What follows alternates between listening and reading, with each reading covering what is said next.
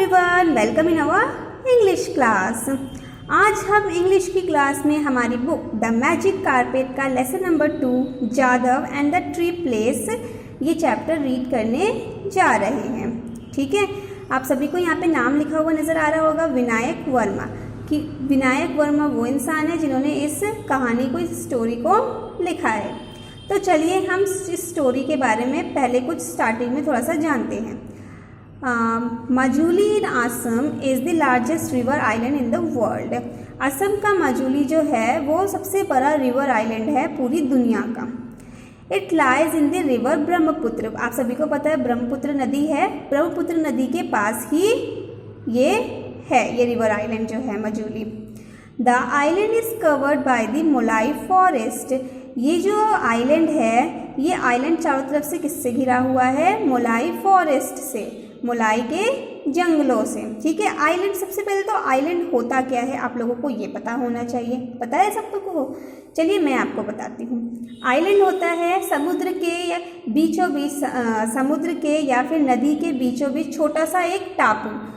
ठीक है, उसे हम इंग्लिश में आइलैंड कहते हैं। It was planted by Jadav Payeng whose nickname is Molai. क्या आप जानते हैं, अभी हमने जो ये मोलाई फॉरेस्ट के बारे में जाना कि ब्रह्मपुत्र नदी के पास जो मजूली नाम का आइलैंड है वो चारों तरफ से मोलाई फॉरेस्ट से घिरा हुआ है। ये मोलाई फॉरेस्ट को किसने उगाया था? जिसने उगाया था उसका नाम था जादव पायेंग, जिसका निकनेम यानी कि प्यार से बुलाने का नाम कहा जाता है, निकनेम क्या था? मोलाई। Jadhav started planting trees on the island in 1979 and plants them to this day. Jadav ने इन पेड़ों को वहाँ पे उगाना कब शुरू किया था? पहली बार 1979 में, और आज तक वो उन पेड़ों को वहाँ पे उगाते आ रहे हैं। ठीक है, तो चलिए हम इस स्टोरी के बारे में जानते हैं, पढ़ते हैं, जिससे कि हमें पता चलेगा कि आखिर ये जो जादव पायेंग थे ये कौन थे और इन्होंने क्या क्या किया। One day, 16-year-old Jadav Payeng was walking along the banks of the Brahmaputra. एक दिन की बात है, 16 साल के जादव पायेंग ब्रह्मपुत्र नदी के किनारे पे चल रहे थे। यहाँ पे आपको बैंक्स वर्ड नज़र आ रहा है। बैंक्स का मतलब होता है नदी का किनारा। तो ब्रह्मपुत्र नदी के किनारे वो चल रहे थे, जा रहे थे। He reached a big empty place with no trees। चलते चलते वो एक बहुत बड़ी जगह पे पहुँचे जो कि बिल्कुल खाली थी और वहाँ पे कोई भी एक भी पेड़ नहीं था। It was hot and dry। और वहाँ पे बहुत ही ज़्यादा गर्मी थी और सूखा पड़ा हुआ था। The sand was powdery and striped. जो वहाँ की मिट्टी थी वो पाउडरी थी क्योंकि बहुत ही सूखी हुई मिट्टी थी, इसलिए बिल्कुल पाउडर की तरह थी, और स्ट्राइप्ड थी। स्ट्राइप्ड का मतलब होता है लाइनें ऐसे ऐसे वहाँ पे दिख रही थी उनको, कि मिट्टी के बीच में, ज़मीन में ऐसी ऐसी लाइनें उनको नज़र आ रही थी। Striped sand, how could sand be striped? Jadav went closer. अब कभी भी किसी ने ऐसी ज़मीन नहीं देखी थी, ऐसी मिट्टी नहीं देखी थी जिसमें इस तरह से लाइंस डली हुई हों। तो वो भी देख के हैरान हो जाते हैं कि आखिर ये मिट्टी ऐसे, जो सैंड है, ये जो मिट्टी है, ये ऐसे स्ट्राइप क्यों हो रही है? ऐसा कैसे हो सकता है? आखिर ज़मीन जो आप मिट्टी है वो ऐसे स्ट्राइप कैसे हो सकती है? ठीक है, तो वो पास जाके देखते हैं। The ground was covered with snakes. वो क्या देखते हैं? असल में जो उनको ये स्ट्राइप ऐसे ऐसे नज़र आ रही थी वो असल में मिट्टी नहीं थी, बल्कि उस मिट्टी पे गिरे हुए सांप थे बहुत सारे। The flood had brought them to the banks. वहाँ पे बाढ़ आई थी और बाढ़ के साथ ही ये सारे सांप जो थे किनारे पे मिट्टी पे इस तरह से आ गए थे। द स्नेक्स डिड नॉट हिस और मूव और ट्राई टू बाइट जादव। लेकिन वो जो सांप थे, वो सांप ना तो कुछ आवाज़ें निकाल रहे थे, ना ही जब जादव की जो लड़का था, ये बॉय था, जब ये इनके पास गया तो उन सांप ने, उन स्नेक्स ने जादव को बाइट करने की यानी कि काटने की भी कोशिश नहीं की। Poor snakes, they had died of the heat. तो जादव क्या कहता है? जादव सोचता है बेचारे स्नेक्स, बेचारे सांप गर्मी की वजह से ये मर गए हैं। If only they had some shade to lie in, if only this no tree place had some trees in it, thought Jadav. तो जादव क्या सोचता है कि ये लोग मर गए क्योंकि यहाँ पे कोई पेड़ नहीं है। अगर इनको यहाँ पे पेड़ होते तो ये पेड़ के नीचे शेड में यानी कि छाया में रहते तो क्या होता है, ये लोग जिंदा रहते। और लेकिन यहाँ पे तो कोई भी ट्री नहीं है, ये एक नो ट्री प्लेस है। नो ट्री प्लेस क्यों कहा उन्होंने, क्योंकि वहाँ पे एक भी ट्री नहीं था, इसलिए उन्होंने कहा कि ये तो एक नो ट्री प्लेस है। अगर यहाँ पे एक भी पेड़ होता या कुछ पेड़ होते तो ये स्नेक जिंदा रहते। The dead snakes made him very sad. मरे हुए सांपों को देखकर जादव जो था वो बहुत ही दुखी हो गया। He wanted to do something so that no more animals would die like this. अब वो मरे हुए सांपों को देख के वो इतना दुखी हुए कि उन्होंने मन में फैसला किया कि वो ज़रूर ऐसा कुछ करेंगे जिससे कि इतने सारे सांप जो है वो तो डेड हो गए, वो तो मर गए, लेकिन आगे कोई भी जानवर जो है वो गर्मी से यहाँ पे आके ना मरे। उन्होंने अपने मन में ये सोचा। He ran back to his village and collected all the bamboo shoots he could carry in his bag. वो अपने गांव गए जहाँ पे पेड़ लगे हुए थे और वहाँ से वो कुछ बैम्बू के शूट्स उठा के अपने बैग में ले आए। बैम्बू का मतलब होता है बांस और बैम्बू शूट्स का मतलब क्या हुआ, शूट्स का मतलब होता है जो ज़मीन, जब हम कहीं पे कोई भी पौधा कोई भी पेड़ लगाते हैं तो कुछ पार्ट ज़मीन के नीचे होता है, कुछ पार्ट ज़मीन के ऊपर होता है। तो जो ज़मीन के ऊपर वाला पार्ट होता है उसे हम शूट कहते हैं, ठीक है। तो जादव ने क्या किया, वो अपने गांव गए और वहाँ से उन्होंने कुछ बैम्बू शूट्स लिए, यानी कि जो बैम्बू था उसका, बैम्बू का जो पेड़ था उसके ऊपर के हिस्से को काट के वो अपने बैग में भर कर ले गए उस जगह पे जहाँ पे स्नेक्स की डेड हुए थे, जहाँ पे बहुत सारे स्नेक्स उनको डेड मिले थे।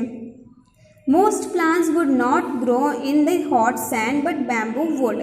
अब जिस तरह की मिट्टी वहाँ पे थी उस मिट्टी में पौधे नहीं उगते हैं, लेकिन जो बैम्बू जो बांस का पेड़ होता है वो उग जाता है। इसीलिए वो बांस के शूट्स लेके गए थे वहाँ पे उगाने के लिए, क्योंकि उनको पता था कि ऐसी मिट्टी में बांस जो है वो बैम्बू जो है वो उग जाएगा। Jadav brought the shoots to the no tree place and started planting them everywhere. Jadav जो था वो अपने बैम्बू शूट्स को लेके नो ट्री प्लेस पे गया। नो ट्री प्लेस कौन सा है, वही जगह जहाँ पर उसे बहुत सारे सांप डेड मिले थे। तो वो उस नो ट्री प्लेस, क्योंकि उसने उस जगह को नाम दिया था नो ट्री प्लेस क्योंकि वहाँ पे कोई भी ट्री नहीं था, तो उस नो ट्री प्लेस पे वो गए और वहाँ पे उन्होंने जितने भी बैम्बू शूट्स थे उनको जाके ज़मीन में क्या किया, प्लांट कर दिया। It was hard work in the hot sun and it took years. उनको बहुत मेहनत करनी पड़ी वहाँ पे, बहुत ज़्यादा, और बहुत साल उनको लग गए, क्योंकि आप सभी को पता है अगर हम कोई भी पेड़ कोई भी पौधा उगाते हैं तो वो 2 दिन में तो नहीं उग जाता, सालों लग जाते हैं। तो ऐसे ही वहाँ पर भी हुआ, सालों लग गए उनको। The river grew this thin one summer and flooded the next, sometimes bringing more sand and sometimes taking it away. अब वो आप सभी को पता है कि वो ब्रह्मपुत्र नदी के पास थे, ब्रह्मपुत्र नदी के किनारे पे वो जा रहे थे और ब्रह्मपुत्र नदी के किनारे पे ही वो जगह थी। तो कभी कभी क्या होता था, कभी कभी नदी की बड़ी बड़ी लहरें आती थी और मिट्टी को अपने साथ बहा के ले जाती थी, और कभी कभी बड़ी बड़ी लहरें आती थी तो वहाँ पे और मिट्टी लेकर आती थी। तो इस वजह से वहाँ पे उनके लिए बहुत ज़्यादा मुश्किल हो रहा था, पर उन्होंने हार नहीं मानी। Heavy rains came and went. बहुत तेज़ बारिश भी होती थी। But Jadav kept planting trees. लेकिन जादव ने हार नहीं मानी, चाहे ब्रह्मपुत्र नदी मिट्टी बहा के ले जाए, चाहे बहुत तेज़ बारिश हो, चाहे कुछ भी हो, उन्होंने हार नहीं मानी। उन्होंने ट्रीज़ को प्लांट करना वहाँ पे जारी रखा। The bamboo grew slowly. Bamboo वहाँ पे धीरे धीरे उगने लग गए। As it grew it brought shade and the shade brought insects.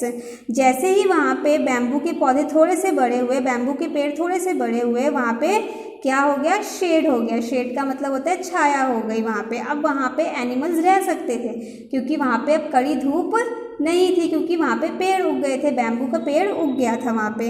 The shade brought insect. और क्योंकि वहाँ पे अब कड़ी धूप नहीं थी तो वहाँ पे अलग अलग तरह के इंसेक्ट्स भी आने लग गए। The insects burrowed into the ground and the soil under the bamboo trees begin to change। अब इंसेक्ट जो थे वो कहाँ रहते हैं, ज़मीन के अंदर, मिट्टी के अंदर। तो वहाँ पे जितने भी इंसेक्ट आए उन्होंने ज़मीन के अंदर बरो मतलब क्या होता है, ज़मीन के अंदर होल करके अपना घर बनाना, जो इंसेक्ट्स बनाते हैं। तो ज़मीन के अंदर होल करके इंसेक्ट्स ने अपना घर बनाया। अब जो इंसेक्ट्स जो होते हैं वो ज़मीन के अंदर जब जाते हैं तो वो अंदर से ज़मीन को बहुत ही अच्छा उपजाऊ फर्टाइल बना देते हैं, जिससे मिट्टी अच्छी हो जाती है उस जगह की। तो वहाँ पे भी ऐसे ही हुआ, जब इंसेक्ट्स जो थे वो ज़मीन के अंदर गए तो उन्होंने वहाँ की मिट्टी को, वहाँ जो ख़राब मिट्टी थी, सूखी मिट्टी थी, जहाँ पे कोई और पेड़ या पौधा नहीं उग सकता था, वहाँ के मिट्टी को अच्छा बना दिया। Over the years the dry and white soil became rich brown soil. कुछ सालों बाद वहाँ की जो सूखी मिट्टी थी और जो थोड़ी थोड़ी हल्की हल्की वाइट मिट्टी थी, वो अब वहाँ पे कैसी मिट्टी बन गई, ब्राउन सॉइल बन गई, जिसमें कि अलग अलग तरह के पेड़ पौधे उगाए जा सकते थे। Jadav was no longer sad, अब जादव दुखी नहीं था। But he wasn't happy either, लेकिन वो ज़्यादा खुश भी नहीं था। वो दुखी नहीं था क्योंकि उसने देखा कि यहाँ पे पेड़ पौधे उग रहे, लेकिन वो बहुत खुश भी नहीं था। He looked around his small group of bamboo trees and thought, उसने अपने बैम्बू, जितने भी उसने बैम्बू के ट्रीज़ लगाए थे, उसने अपने सारे लगाए हुए ट्रीज़ की तरफ देखा और सोचा, a few trees place is nice। क्या सोचा कि यहाँ पे थोड़े से पेड़ लगे हुए हैं तो ये अच्छी बात है, I know, but how wonderful it would be if there were a many trees place। उसने कहा कि यहाँ पे थोड़े से पेड़ लगे हुए बहुत अच्छी बात है, लेकिन कितना अच्छा रहेगा अगर यहाँ पे बहुत सारे पेड़ लग जाएं, तो यहाँ पे बहुत सारे पेड़ उग जाए तो कितना अच्छा रहेगा। So Jadav went back to his village and begin collecting many more seeds and young trees. तो जादव वापस अपने गांव जाता है और वहाँ से अब क्योंकि वहाँ की मिट्टी जो है वो अच्छी हो गई है, तो अलग अलग तरह के पेड़ों के बीज और छोटे छोटे प्लांट्स वो तोड़ के वहाँ पे लेकर आता है उगाने के लिए। Now that the few trees place had lovely brown soil, क्योंकि अब वहाँ की जो मिट्टी थी जहाँ पे उसने पेड़ उगाए थे, वहाँ की मिट्टी जो थी वो ब्राउन हो गई थी और अच्छी मिट्टी हो गई थी। He could plant different kind of trees, तो वहाँ पे वो अलग अलग तरह के पौधे और पेड़ उगा सकता था। Jadav brought his new saplings and seeds to the few trees place and planted them all around। Jadav अलग अलग तरह के पेड़, अलग अलग तरह के बीज पौधे लेकर आया और वहाँ पे उगाने लग गया। It was hard work, his back hurt and it took many years। इसमें उसको बहुत मेहनत लगी, उसकी जो बैक थी यानी कि जो उसकी कमर थी वो भी दुख जाती थी और उसको बहुत साल भी लग गए। विलेजेस बिकम टाउन्स, इतना साल लग गया कि जो कभी विलेज हुआ करते थे वो अब शहर बन गए थे। द रिवर बिकम ग्रे, जो वहाँ नदी थी वो अब ग्रे हो गई थी, हल्की हल्की सूखने लग गई थी। But Jadav's insect friend help till the soil and his tall bamboos gave him shade and cooled the air। लेकिन जो वहाँ पे इंसेक्ट थे वो उस मिट्टी को और उपजाऊ बनाते जा रहे थे और जो बड़े बड़े पेड़ थे, जो बैम्बू के बड़े बड़े पेड़ थे, वो उसको शेड देते थे यानी कि छाया देते थे, जिससे कि जादव को ज़्यादा गर्मी का एहसास नहीं होता था। And Jadav kept planting trees, और जादव बड़े ही आराम से वहाँ पे ट्रीज़ को प्लांट कर सकता था। Soon his plants took root and started growing। बहुत ही जल्द जो उसने अलग अलग तरह के पेड़ पौधे लगाए थे उनकी जड़ें आ गई और उन प्लांट्स ने उगना शुरू कर दिया। As they grew they spread new seed in turn took root। जैसे जैसे पेड़ पौधे बड़े होते गए अलग अलग तरह के, वो फैलते गए, उनमें से बीज गिरते गए तो नए नए पौधे अपने आप ही वहाँ पे उगने लग गए थे। अब shoots become trunks grew branches and the branches reached for the sky। जो shoots यानी कि जो ज़मीन के ऊपर का हिस्सा होता है वो बढ़ के अब ट्रंक्स बन गए थे, यानी कि अलग अलग उनकी ब्रांचेस फैल गई थी, उनकी टहनियाँ फैल गई थी चारों तरफ, ठीक है। और बड़े बड़े पेड़, यहाँ पे लिखा है ना branches reached for the sky, इसका मतलब हुआ कि अब वहाँ पे बड़े बड़े पेड़ उगने लग गए थे जो कि ऐसा लगता था जैसे आसमान को छू रहे हैं। What was once a no tree place become a green many trees place। एक समय पे वो जगह जहाँ पे बिल्कुल भी पेड़ नहीं हुआ करते थे, जादव की वजह से अब वहाँ पे बहुत सारे पेड़ उग गए थे, many trees place हो गया था वो। As the trees grew, insect came। वहाँ पे जैसे जैसे पेड़ उगते गए वहाँ पे इंसेक्ट आते गए। Then came birds। इंसेक्ट आते गए तो वहाँ पे धीरे धीरे करके बर्ड्स भी आते गए। First came small birds like warbles, wagtails, parakeets and chats। To eat insect and fruit. सबसे पहले छोटे मोटे पक्षी ही, छोटे मोटे बर्ड ही वहाँ पे आते थे सिर्फ इंसेक्ट्स को खाने के लिए। देन लार्ज बर्ड, फिर उसके बाद धीरे धीरे करके वहाँ पे बड़े बड़े बर्ड्स भी आने लग गए, जैसे कि vulture, pelicans, hornbills and stock followed. They flew in from near and far to make their nest in Jadav's tree place। वो जो बर्ड्स थे वो दूर दूर से उड़कर आते थे वहाँ पे अपना घोंसला, अपना घर बनाने के लिए, क्योंकि अब वहाँ पे बहुत सारे पेड़ उग गए थे, बहुत सारे पौधे उग गए थे। वो एक फॉरेस्ट बन चुका था जो कि पक्षियों के लिए बहुत ही अच्छी जगह हो गई थी। अब नेक्स्ट केम दी एनिमल्स। उसके बाद फिर वहाँ पे कई तरह के एनिमल्स ने भी आना शुरू कर दिया। Deer, rabbit, monkeys and later even large animal. पहले वहाँ पे डियर, रैबिट, मंकीज इस तरह के जानवर आए। उसके बाद बड़े बड़े जानवर जैसे कि buffalo, elephant, tiger and rhinoceros, जो राइनोज होते हैं वो। Finally there came the snakes. और फाइनली वहाँ पे सांपों ने भी आना शुरू कर दिया और वहाँ पे रहना शुरू कर दिया। They cooled themselves in the shade of Jadav's trees. जितने भी एनिमल्स थे, स्नेक्स भी, वो सारे ही वहाँ पे पेड़ के नीचे छाया में बहुत ही आराम से रहते थे बिना किसी परेशानी के। When Jadav saw the snakes, he sat down and cried happy tears। जब जादव ने उस, जहाँ पे उसने बहुत सारे ट्रीज उगाए थे, जो फॉरेस्ट बन चुका था, जब जादव ने वहाँ पे स्नेक्स को देखा तो वो वहाँ पे बैठकर क्या करने लग गया, थोड़ा दूरी में बैठकर वहाँ पे उसकी आंखों से आंसू निकल गए। His tree place had finally become a forest। वो जगह जहाँ पे उसने बहुत सारे पेड़ पौधे उगाए थे, फाइनली अब वो फॉरेस्ट बन गया था, जंगल बन गया था। तो जंगल तभी बनता है ना जब वहाँ पे बहुत सारे पेड़ पौधे, एनिमल्स, बर्ड्स रहते हो। तो फाइनली अब वो फॉरेस्ट बन गया था।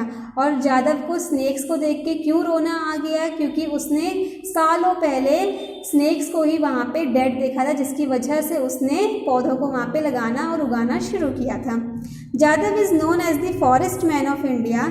जादव को इंडिया का फॉरेस्ट मैन कहा जाता है because he planted a forest. क्योंकि अपनी मेहनत से, अपने इतने एफर्ट लगा के जादव ने एक फॉरेस्ट खुद उगाया। ठीक है। He is growing old. अब वो काफ़ी बूढ़े होते जा रहे हैं, but he still plant seeds and young trees in all the no tree places he seize.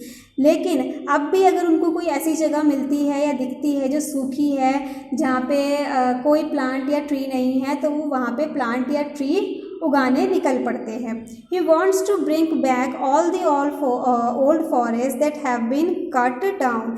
वो चाहते हैं कि जितने भी फॉरेस्ट को, ट्रीज़ को कट कर दिया गया है वो वापस आए, क्योंकि वो आप सभी जानते हैं ट्रीज़ और फॉरेस्ट हमारे लिए कितने ज़्यादा इम्पॉर्टेंट है। He wants the whole world to be a happy lovely lots of trees place. वो चाहते हैं कि पूरा वर्ल्ड जो है वो एक खुश हैप्पी वर्ल्ड रहे जिसमें बहुत सारे ट्रीज़ हो, क्योंकि ट्रीज़ नहीं होंगे तो हमें ऑक्सीजन, फ्रूट्स, वेजिटेबल्स कुछ भी नहीं मिलेगा, है ना। सो स्टूडेंट्स, ये एक रियल स्टोरी थी जो रियल मैन पे बेस्ड है। ठीक है। ये जो नाम हमने पढ़ा जादव, ये रियल में एक पर्सन है जिन्होंने सच में, अभी मैंने जैसे कि आपको स्टार्टिंग में ही बताया था कि असम का मजूली जो है वो रिवर आइलैंड है वर्ल्ड का। सच में जादव पेंग नाम के जो पर्सन थे उन्होंने इस फॉरेस्ट को उगाया था और इसीलिए इनको फॉरेस्ट मैन ऑफ इंडिया कहा जाता है। ठीक है। तो इस स्टोरी को पढ़ने के बाद और जानने के बाद एक बात तो क्लियर होती है कि अगर हम मन में कुछ ठान ले तो हम उसको कर सकते हैं, कोई भी काम मुश्किल नहीं होता है ना। तो आई होप कि अब आप लोगों को ये स्टोरी समझ भी आई होगी, क्लियर भी हो गई होगी और आप लोगों को इस स्टोरी को पढ़ के कुछ सीख भी मिली होगी, है ना। तो students, good bye and take care.